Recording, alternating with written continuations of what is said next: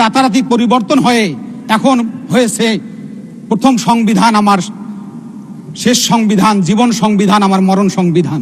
ফ্যাসিস্টরা যেভাবে ওই মীর জাফর ঘোষিত বেগমরা যেভাবে সিনেমিনি খেলেছিল, আজকে আমাদের ভাগ্য নিয়ে সেভাবে সিনেমিনি খেলা শুরু হচ্ছে কিনা এটি জনগণের মধ্যে সন্দেহ সংশয় বিরাজ করছে। মাননীয় স্পিকার, দেশের মানুষ আজকে যে উদ্বেগ উৎকণ্ঠার মধ্যে রয়েছে, তারা বলেন বিএনপি নির্বাচনের পূর্বে দেশের মানুষের প্রতি যে প্রতিশ্রুতি দিয়েছিল, যে প্রত্যাশা ব্যক্ত করেছিল, সেই প্রত্যাশা থেকে এত তাড়াতাড়ি কিভাবে তারা সরে আসলেন।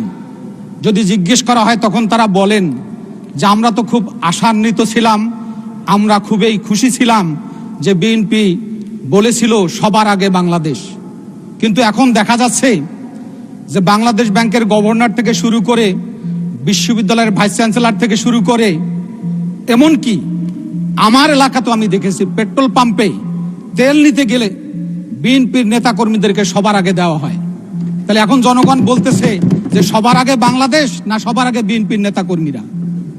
এখান থেকে সরকারকে ফিরে আসার জন্য দেশের মানুষ অধীর আগ্রহে অপেক্ষা করছেন। মাননীয় স্পিকার, আমরা যখন গণভোটের কথা বলি, গণরায়ের কথা বলি, তখন ট্রেজারি বেঞ্চের মাননীয় সদস্যবৃন্দ বলেন সংবিধানের কথা।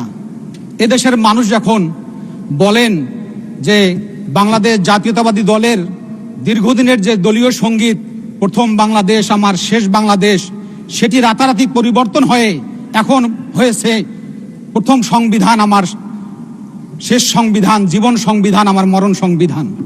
এই অবস্থা থেকে যদি বিএনপি ফিরে না আসে, তাহলে আবারও এদেশের মানুষ মনে করবে যে আমাদের ভাগ্য নিয়ে ওই ফ্যাসিস্টরা যেভাবে ওই মীর জাফর ঘোষিত বেগমরা যেভাবে সিনেমিনি খেলেছিল, আজকে আমাদের ভাগ্য নিয়ে সেভাবে সিনেমিনি খেলা শুরু হচ্ছে কিনা এটি জনগণের মধ্যে সন্দেহ সংশয় বিরাজ করছে। মাননীয়